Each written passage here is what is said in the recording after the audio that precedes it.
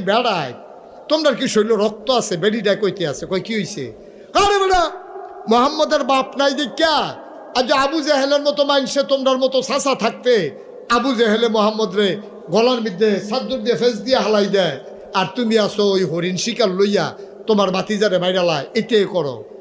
আমির হামজা মক্কার বীর পুরুষের অন্যতম একজন বীর পুরুষ, তিনি আস্তে করে ঘোড়ার পিঠ থেকে নেমে কাবার কিনারে গেলেন। গিয়া দেহে আবু জেহেল বই বই হাসতে আছে, মনে করছে নবীজিরে মারছে। শুনলে আবু জেহেলও তো তখন কাফের, তো খুশি হইব এই মনে করে কইতাছে আমির হামজা ঘটনা একটা ঘটাই লইলাম। কই কি করছো? কয় তোমার বাতিজারে যেমনি ফেস দিস্তা কোনো মতে বাচ্চা গেছে, বাসনের কথা না কোনো মতে টিক্কা রয়েছে। কয় কারে ফেস দিছ? কয় মোহাম্মদ রে। কয় কোন মোহাম্মদ? কয় তোমার বাতিজা মোহাম্মদ। আমার বাতিজা মোহাম্মদ রে, তুমি ফেস দিয়া মাইরা লাও, আবার আমার কাছে খবর কও